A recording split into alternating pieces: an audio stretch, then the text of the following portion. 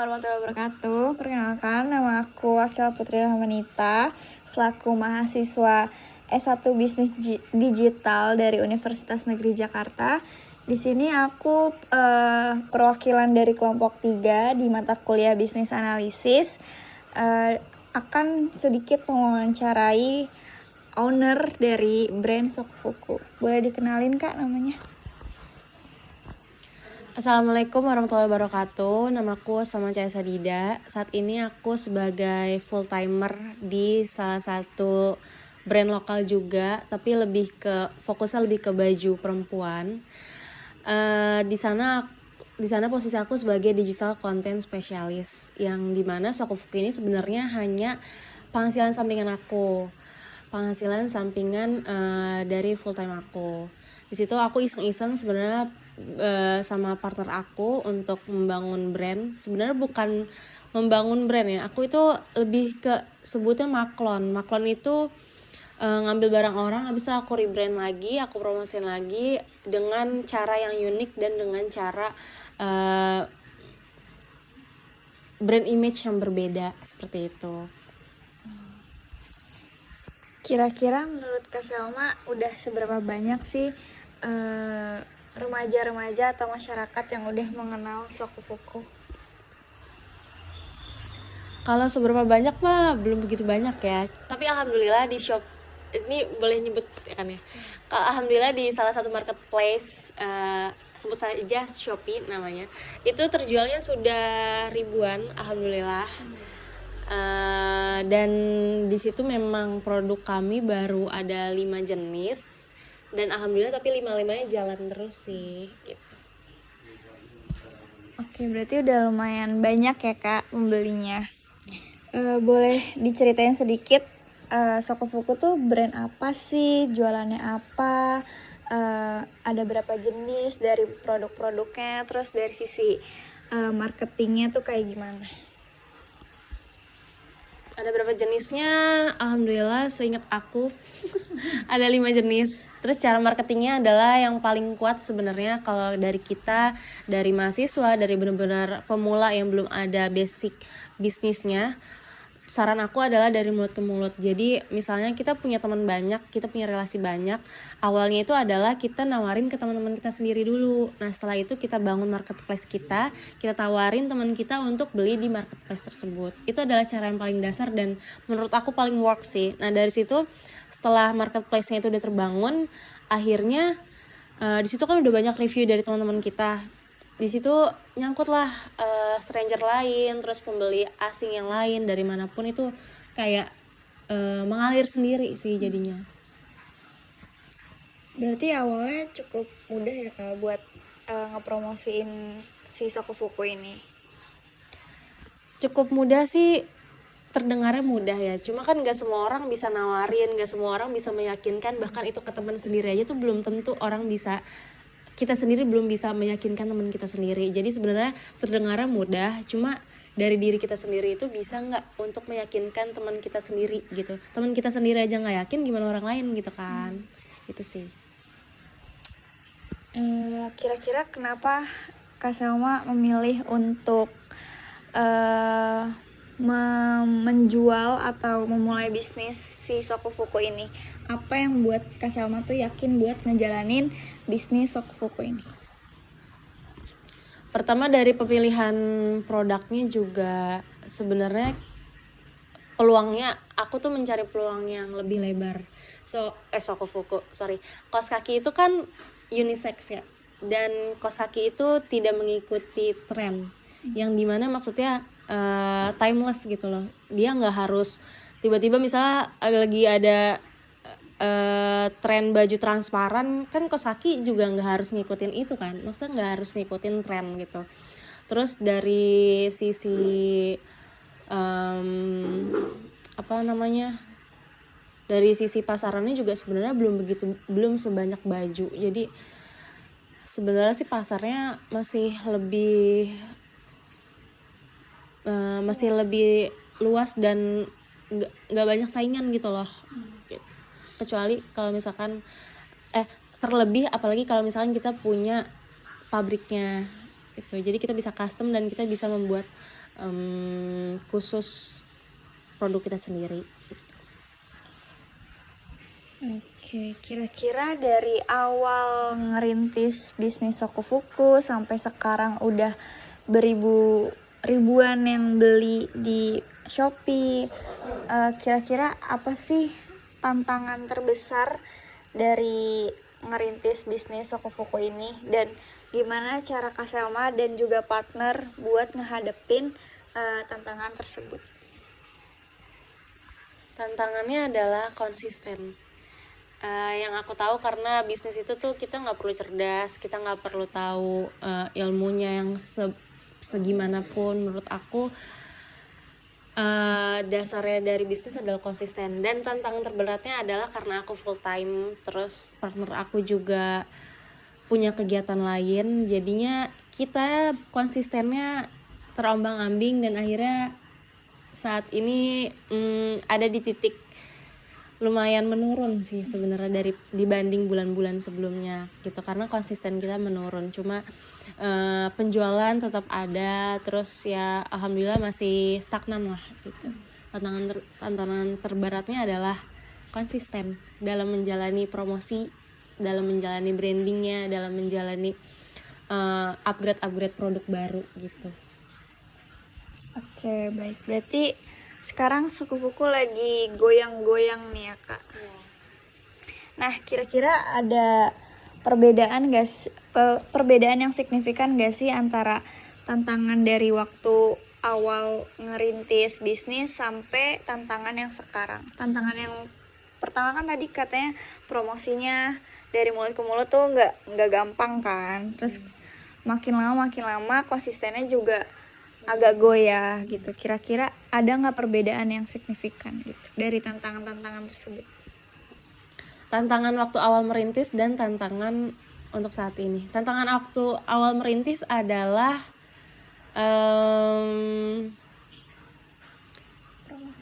promosi sih. Promosinya tuh harus kuat karena kita ngebangun brand. Yang namanya ngebangun brand dan ingin ada penjualan tuh sebenarnya dasarnya adalah dari awareness. Kalau misalkan awarenessnya belum ada, kita nggak goncar-goncarnya promosi, penjualan juga nggak akan ada. Nah, kalau tantangan saat ini adalah tadi yang aku bilang, konsisten. Karena promosinya di awal itu udah kenceng banget, terus lama-lama menurun promosi branding, terus upgrade produk baru juga udah tidak sesering dulu. Nah, jadi sebenarnya grafiknya menurun gitu loh. Jadi tantangan di akhir-akhir ini adalah konsisten sebenarnya, konsisten untuk promosiin. Berarti tantangannya lumayan banyak lah ya, Kak. Tapi tetap berusaha buat ngejalanin bisnis si Sokufukunya ini. Keren banget nih Kak Selma, cara berpikir dan cara buat ngerintis bisnisnya. Nah, ini kan Sokufuku muncul ketika pandemi ya kan, Kak? Atau sebelum pandemi? Ketika sebenarnya di pertengahan akhir pandemi sih, kurang lebih tahun akhir 2021. Desember 2021. Berarti pas akhir pandemi tuh nggak kena dampak dari pandeminya ya, Kak, buat bisnisnya. Jadi kan selama pandemi kan kita tahu nih pendapatan masyarakat pada menurun, apalagi kan tingkat belanja masyarakat juga lagi kepakem banget. Nah, Sokufuku nggak ada kena dampak dari pandemi ya, Kak? Kebetulan kalau Sokufuku yang aku rasain dari aku bangun 2021 itu enggak sih, karena itu kan juga COVID udah lumayan membaik kan. Lebih parahnya lagi kan 2020. Apalagi ini udah menjelang 2022 gitu. Maksudnya udah 20 tahun. Udah 2 tahun berlalu. Terus kalau misalkan terdampak banget atau enggak sih, karena kita kan fokusnya di online. Walaupun istilahnya tadi ekonomi lagi menurun ya, tetap aja kosaki itu kan juga sebuah kebutuhan yang walaupun nggak terlalu primer ya, tapi sebuah kebutuhan, dan kita juga fokusnya ke online. Alhamdulillah sih jalan-jalan aja. Mungkin kalau offline akan lebih menurun ya, karena kan orang-orang nggak boleh keluar gitu. Nah, selain pandemi, apakah ada faktor eksternal yang mempengaruhi bisnis dari Sokufuku? Kayak misalkan ancaman-ancaman yang lain selain pandemi, Kak? Ancaman lain sebenarnya adalah kompetitor. Karena tadi tantangan terbesarnya adalah konsisten. Terus misalnya nih ada kompetitor, kita sama-sama merintisnya bareng. Terus yang satu itu konsistennya lebih stagnan, yang satu lagi konsistennya kendor. Nah dari situ sebenarnya tantangan eksternalnya adalah kompetitor yang lebih konsisten gitu. Kalau misalkan eksternal yang lain kayaknya nggak ada. Terus tadi tantangan kan ngomongin. Kalau tantangan yang lainnya juga sebenarnya kebutuhan tim dan budgeting gitu untuk membangun itu tuh. Oke, kita udah mengulik-ngulik bisnis dari Sokufuku, mulai dari tantangan, ancaman, rencana awal merintis bisnis, terus partner-partnernya juga. Nah, kira-kira strategi apa sih dan tips and trick apa sih yang dilakuin Kak Selma dan juga partner untuk ngerintis bisnis si Sokufuku ini biar bisa survive ke dunia perbisnisan selama lumayan 2 tahunan mungkin. Strategi buat Sokufuku sebenarnya itu juga tantangan buat aku juga ya, karena tadi jujur aku udah mulai kendor konsistennya. Strateginya adalah membangun promosi lagi lebih kencang seperti waktu awal kita ngebentuk, misalnya itu ads atau dari mulut ke mulut. Dan yang kedua, upgrade produk baru, karena di dalam 2 tahun itu produknya sebenarnya baru 5 jenis aja gitu, belum berkembang ke produk-produk lain. Terus yang ketiga itu adalah mengembangkan sayap ke marketplace lain. Misalnya saat ini kan lagi tren TikTok. Sebenarnya itu adalah kesempatan dan peluang besar sih. Harusnya kita bisa mengembangkan bisnis ke marketplace yang sedang in pada saat ini gitu. Nggak cuma Shopee dan Tokopedia, karena untuk saat ini Sokufuku hanya berjalan di Shopee dan Tokopedia aja gitu.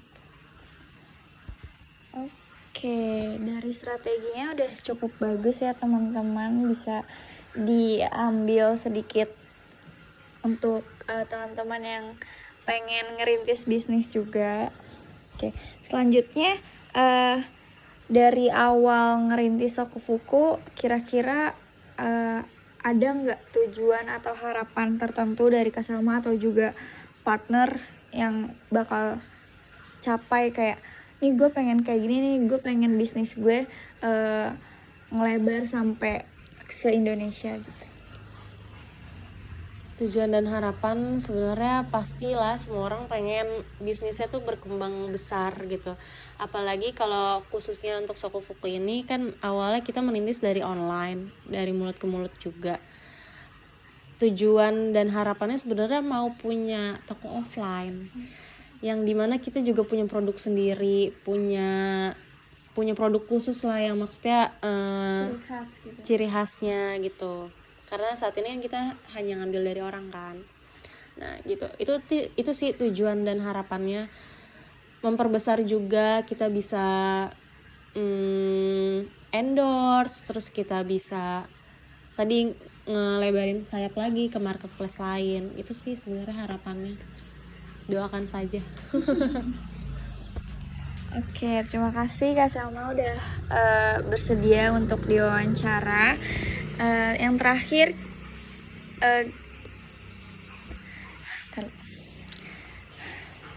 terakhir, boleh nih Kak Salma kasih tips and trick buat teman-teman yang nonton video ini. Tips and tricknya gimana cara gimana cara awal nyusun strategi buat ngerintis bisnis, cara awal nyusun strategi marketing buat ngepromosiin dari bisnis kita. Apakah Kak Selma ada tips and trick tertentu untuk membuat bisnis gitu? Oke. Tips and trick dari aku sih sebenarnya sederhana dan sangat klise ya terdengarnya. Yang pertama, kalau misalkan ada orang yang bilang bisnis itu nggak perlu modal, itu sebenarnya nggak 100% benar sih, karena kita tetap perlu modal. Entah itu modal ilmu, entah itu modal uang, entah itu modal nekat, apapun itu pasti bentuknya modal gitu. Nah, kalau dari aku, tips and triknya adalah kita cari dulu peluang apa yang ada di pasar, terus seberapa besar kebutuhan masyarakat terhadap produk kita. Terus kalau misalnya sudah kita susun mau modal budgetnya itu seberapa kita gunakan.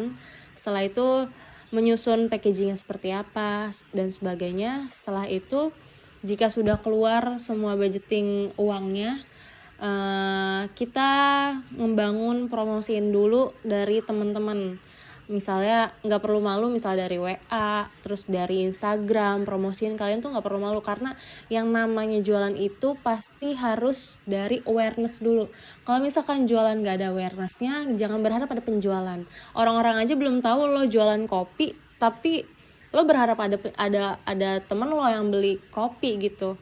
Sedangkan temen lo aja nggak tahu lo jualan kopi gitu. Jadi lo harus membangun awareness dulu gitu. Setelah itu misalnya awarenessnya udah tumbuh, orang-orang juga udah tahu, oh ternyata si Akila yang jualan asinan, Akila yang jualan teh kotak yang kayak gitu-gitu.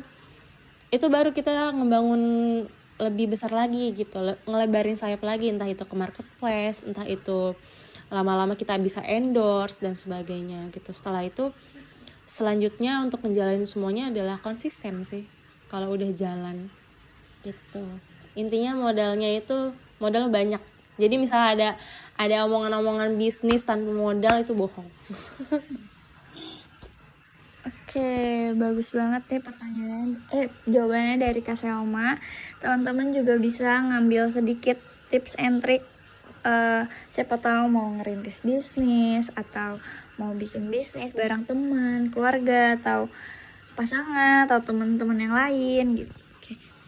Terima kasih Kak Selma udah bersedia diwawancarai. Oke, yang terakhir bisa nih Kak Selma promosiin Sokofuku ada di marketplace apa aja sih? Kalau mau beli Sokofuku tuh di mana aja gitu. Sokofuku saat ini alhamdulillah bisa kalian akses di Instagram, di Shopee, dan di Tokopedia. Kalau di Instagramnya itu kalian bisa cari sochku.fuku, dan Shopee-nya juga sochku.fuku. Begitu juga Tokopedianya sochku.fuku, sokufuku. Gitu. Kalian bisa mengaksesnya di Shopee, Tokopedia, dan Instagram untuk melihat produk-produk dan promosi-promosi lainnya. Oke, terima kasih banyak Kak Selma udah bersedia diwawancarai. Semoga bisnis Sokofukunya bisa melebarkan sayap sejauh dan seluas mungkin. Dan partner juga berhalangan hadir ya hari ini gitu. Oke. Dadah guys.